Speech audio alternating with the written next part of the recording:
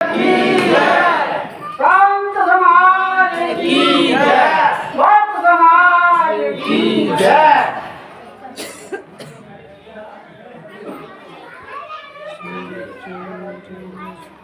विश्ववंदनीय सद्गुरु कबीर साहब मेरे हृदय के आराध्य गुरुदेव, पूज्य गुरुदेव, सभी संत पूजा के योग, सभी धर्म प्रेमी सज्जनों, माता बहनों, सबके आचरण बंधन।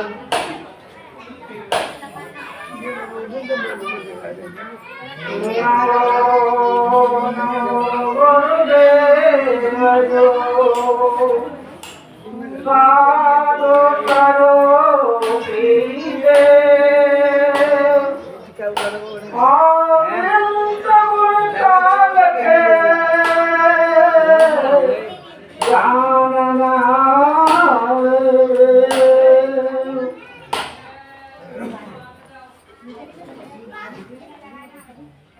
देखिए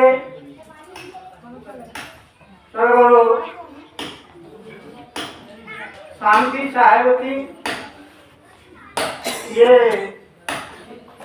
तिथि है और ये हर साल हुआ करती है। ऐसे महापुरुष त्यागी इस तपोभूमि पर आकर के आज कितना आनंद है कि यहाँ संत और भक्त ज्ञान की गंगा बहती है, सब आनंद लेते हैं, कितना बढ़िया है। और हर मनुष्य के लिए त्याग ही बह रहा है। जब त्याग नहीं है किसी चीज का, कोई चीज का कोई मूल्य नहीं, कुछ अर्थ नहीं। तो देखिए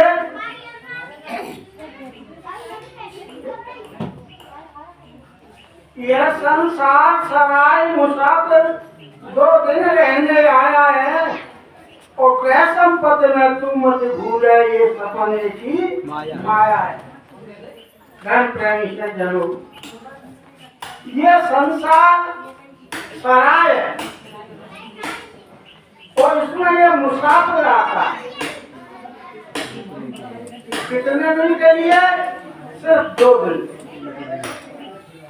2 दिन गुरुओं ने क्यों कहा है? एक दिन आने का, जब माँ के गर्भ से बाहर आते हैं तो बड़ा कष्ट होता है। और एक दिन इस धरातल से जाते हैं जब पंच तत्व लीन होते हैं, जब भी कष्ट होता है। तो इसलिए संतों ने 2 दिन कहा। गृह संपत्ति में तू मत भूले। क्यों भूल रहा है इस गृह संपत्ति में? ये सपने की माया। देखिए एक बहुत बढ़िया बड़े विचारवान राजा थे और रानी थी। उनका एक बच्चा था, 14-15 वर्ष की आयु थी बच्चे की। बड़े अच्छे सुख में दिन व्यतीत हो रहे, बड़े आनंद में हो रहे। अचानक में ऐसा समय आया कि बच्चे को कुछ तकलीफ होना शुरू। उसका काफी इलाज कराया, मगर उसकी बीमारी बढ़ती।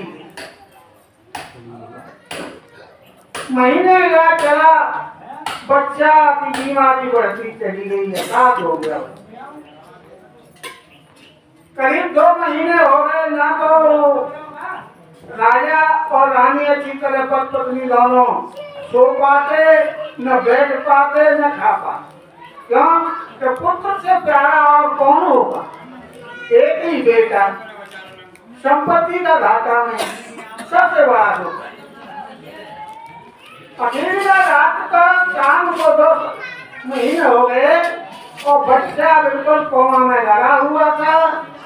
उस वक्त दोनों पत्नी बैठे थे। 4 बजे राजा को नींद का झपका, आंख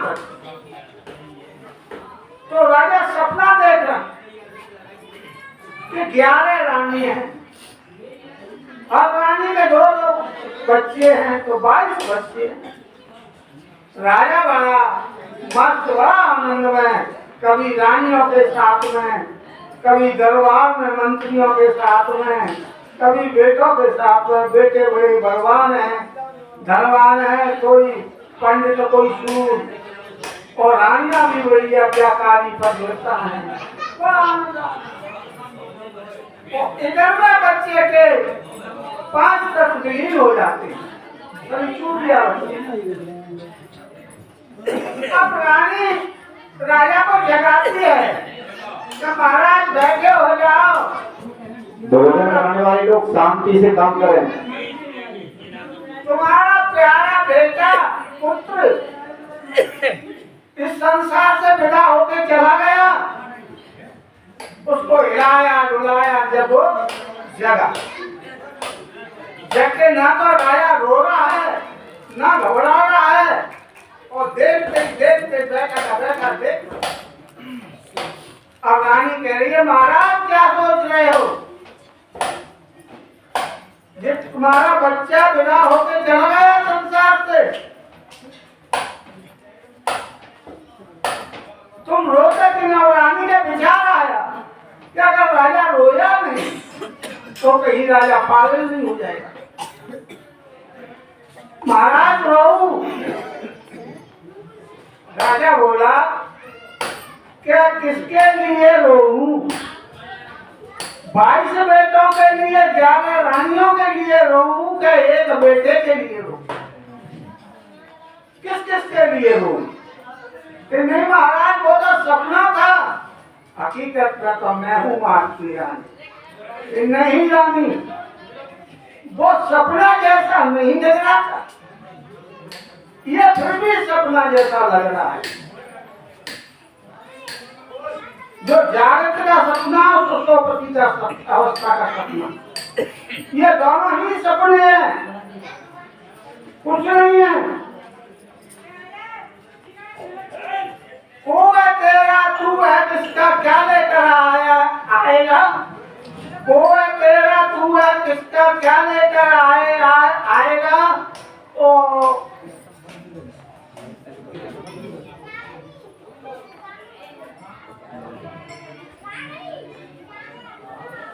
तो क्या रहेगा जब झूठे केरी काया है? तो देखिए क्या लेते, कौन है इस संसार में उसका? कोई नहीं। और न तुम्हारा है वो, हमारे पूर्वज चले गए, अब वो हमारे हैं। हकीकत में बताइए, और तुम दुनिया नहीं है, कोई किसी का नहीं है। फिर कह देते अरे भैया संसार में जाते हैं तो वहाँ किसी का जवान बेटा चला जाता है तो सब लोग को बैराग हो जाता है। देखो भैया आवाज कैसे को नाम है भैया। तो शमशान ऐसी भूमि है, वहाँ सभी लोगों को बैराग हो जाता है। जब शमशान से बाहर निकले तो फिर वही मोह और माया लग जाती। किसी ने कहा कि भैया कबीर साहब कहाँ मिलेंगे? कि कबीर साहब भैया गांव में एक मृत्यु है भैया, वो शमशान में गए हैं, वहां मिल जाने को। तो फिर मुझे कैसे मालूम हो कि ये कबीर साहब हैं? तो फिर भैया मैं बताएंगे तो उनके सर पर कलंगी हो, तू पहचान लेना। अब वो वहां से आया तो वहां शमशान में देखा तो सभी के कलंगी बनी बैठी है।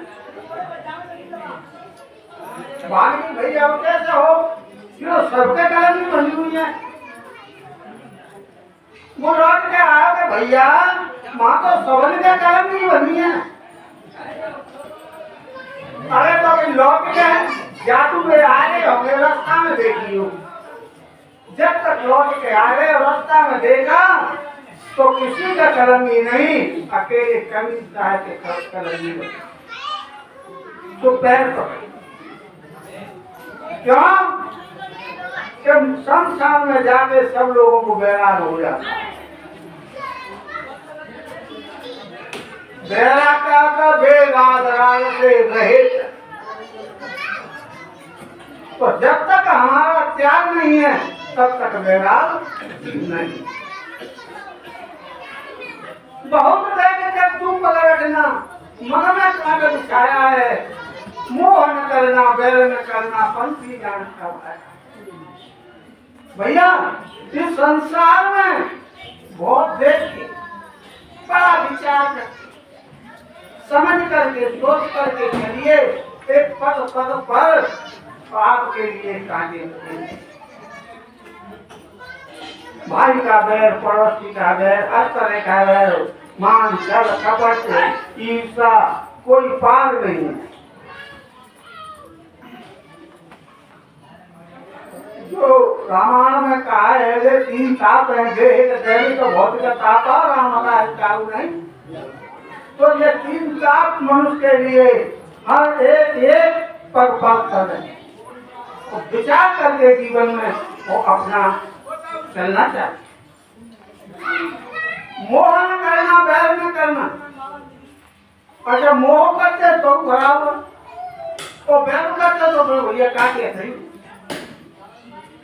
मोह सकल व्याधि करिमूला ताके ओके पुण्य भव सूला। मोह ही तो सब व्याधि की व्याधि। जब मोह नहीं छोड़े तो कुछ नहीं करते रहो, घंटा हलाते रहो, और चाहे कभी साहेब के बने रहो, अनुयायी हो चाहे काऊ के बने रहो, होने वाला भूखे को तू भोजन देना प्यासे भी खिलाया है, और दुखियों पर तू करुणा करना पर उपकार कमाया है। भूखे को भैया भोजन दो, प्यासे को पानी पिलाओ, और जो दीन दुखी हैं उन पर करुणा करें। मनुष्य के परमार्थ और व्यवहार ये बहुत बड़ी संपत्ति है। वो धन है, रुपया पैसा जल जेवर वो कुछ भी नहीं है, वो पड़ा रहेगा इस कोने में। आपका व्यवहार, आपका परमार्थ में समझ जाएगा। जो हम अच्छा बुरा करते हैं, जो हमारे कर्म वासना को लेकर के और ये जीव ये समझाता है, वो हमको भोगना पड़ता है। जैसे कि स्थूल शरीर है, सूक्ष्म शरीर है, चित्त मन बुद्धि अहंकार उसको अंतःकरण कहते हैं, जिसके अंदर हमारी भोगी देखी सुनी जमाएं हमारे वो बातें।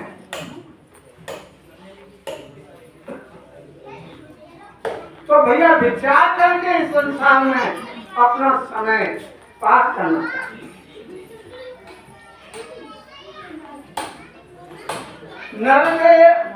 नरके मोक्ष भूमि का बड़े भाग से पाया। ये मानुष का शरीर मिला है बड़ी मुश्किल। आवागमन को फेर मिटाए सफल बनाए काया। भैया आवागमन का फेर मिटाए बड़े भाग से पायो, बड़े भाग मानुष पर पावा। बड़े भाग क्यों कहा है? ये मानव है, ये कर्म भूमि का है, पशु पक्षी भोग भूमि का। वो अपनी प्रकृति के अधिक जीवन जीते हैं। बुद्धि तो सबके अंदर है, और विवेक नहीं है उनके अंदर। मनुष्य के अंदर विवेक है, अपने विवेक को जगाते नहीं है, उनका विवेक सोया। जब विवेक जग जाता है, जाकर के गुरु साधन में जगाने वाले कौन है? जागो रे जागना, अब जागने की बात फिर कब जागे ना निकाले और सोए थे। जब फिर तो सारी समय उमड़ने गई तो जब जागे क्या हुआ। हमारे भाई माता बहनें सत्संग में आती हैं तो वो सुन जाती हैं। जो हमारी आने वाली पीढ़ी है, युवा अवस्था की बहुएं हैं, बच्चे हैं, उनको ज्ञान होगा वो समझ के कितने चलेंगे। और उनको कैसे होगा कि भैया आज काल में सब दिन बीते, आज काल नियर आया है। भैया जाने वही मेरे मोह को जाता लंदा वही हम जा सीधे गवा पूरे गवा मां के लहर निकाला। मां के मध्य में जो लहर चलती है वो विकार है, वो ही तो विकार है। तो भैया जाएंगे सुनेंगे और सुनी ना रहे बुढ़ापा है कटकम के रहे नहीं बैठ सके नहीं जैसे नहीं कहाँ से रहे हैं भैया सांस तो बढ़ रही है काल हो ये हाउ तो काय को उधर नहीं चल रही है गाड़ी।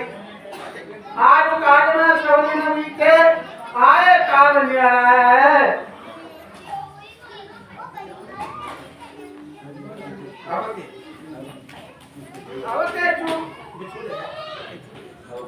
अब के फिर गए जाओ क्यों अमिला से बुलाया है। देखो भैया अब हम चूक गए तो फिर को हिलो नहीं है।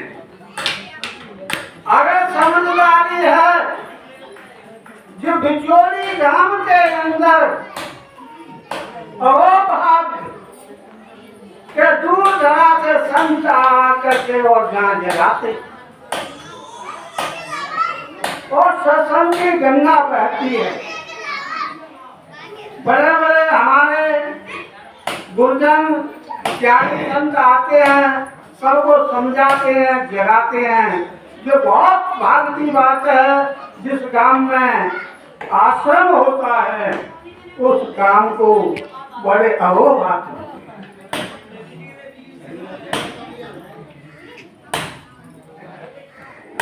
तो इसलिए मैं सभी बहन भाइयों से प्रार्थना करता हूँ कि सभी अपने होनहार बच्चे और बहुएं बेटियां सभी आया करो, सभी समझें अपने जीवन जीने की कला। संत बताते हैं उस कला को आप धारण करिए। ये नहीं है जिससे आपका कल्याण होगा। इन्हीं वाणी के शब्द में इन्हीं शब्दों के साथ में मैं वाणी को विराम देता हूँ। वो सर्वदेव की जय, संत समाज की जय, भक्त समाज की जय। अब आगे निवेदन करेंगे पूज्य संत श्री हरिहर साईं जी से।